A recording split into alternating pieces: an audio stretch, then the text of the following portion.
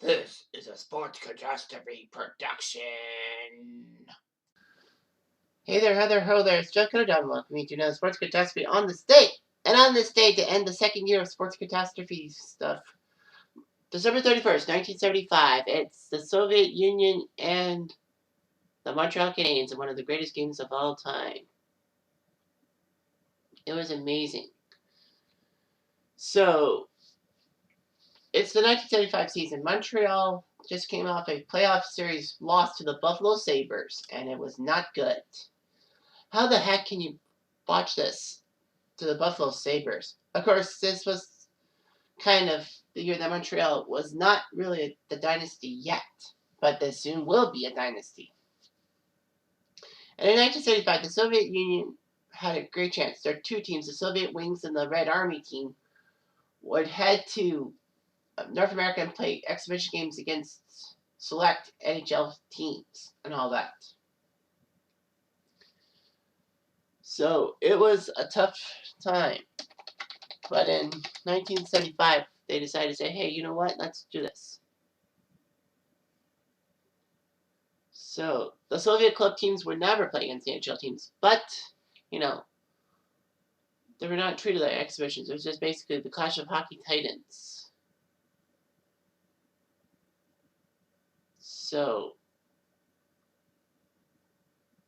it was just amazing and all that. Now, the Soviet Wings won 3 out of 4 against their opponents, winning the game against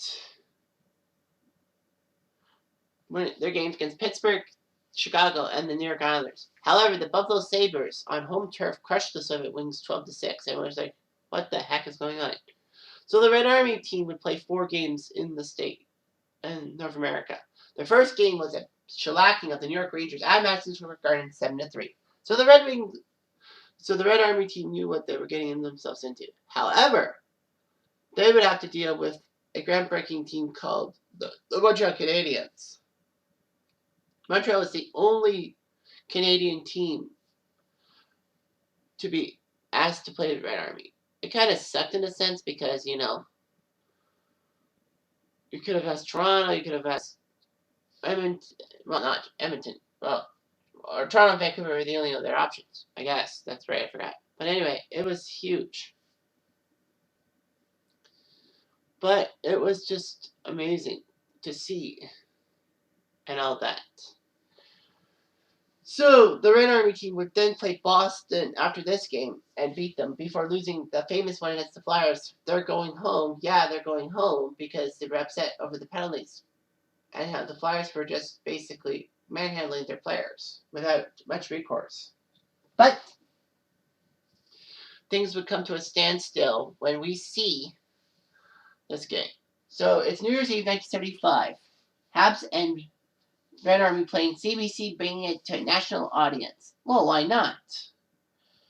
So anyway, they had some greats calling the action. Bob Cole calling the game from radio, but the great Danny Gallivan with Dick Irvin and John Ferguson Sr.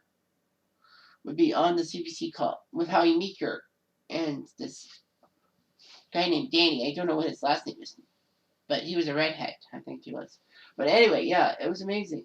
They played both the Soviet and Canadian national anthems. They were up to it. It was Straight Track Dryden.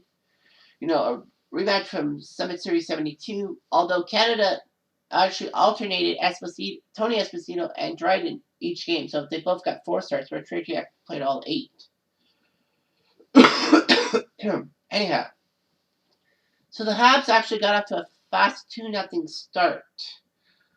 A few goals by one by Pete Mahovlich. I forgot who was the other guy, but anyway, Montreal had 2-0 lead on the Red Army. It was like, this isn't the matchup that we would like to see. We want to see action and satisfaction.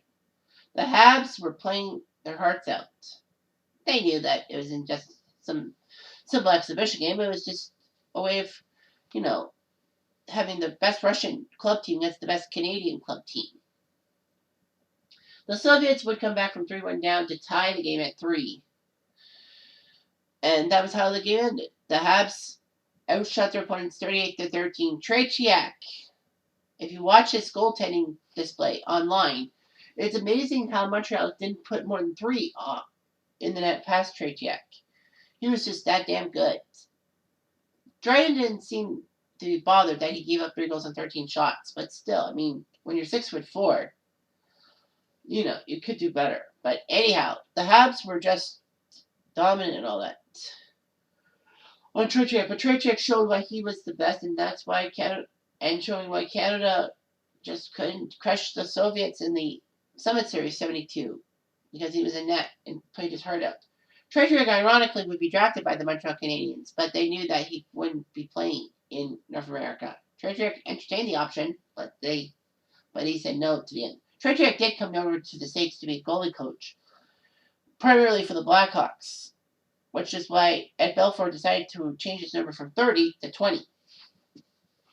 That was a Tretiak. Tretiak was still playing Russia until 1983 for the Russian national team, becoming the best goalie. Unfortunately, Tretiak did not get the decision in that Miracle on Ice game. A lot of people say Tretiak got the loss. It was not. After giving up a last-second goal to tie against Americans to tie the score 2-2, Viktor Tikhonov decided to yank Tretiak for Vladimir Michigan and all that. And then, Mark Johnson, who was teammates with Slava Fetisov in New Jersey, asked Fetisov about the yanking of Tretiak, and Fetisov just simply said, "Coach crazy." But yeah, it was a great game between Red Army and the Habs, and it was the best result, a tie. Not one of them superior to each other. I mean, yes, there's superiority in several parts of it, but they were equally great. And the Canadian fans were not upset that the Habs tied. At least it wasn't a loss. So there was that to go on. And, it's a great honor. So anyway, what a way to end the new year with a fantastic game like that. Anyway, I'm Jeff Diamond. I do.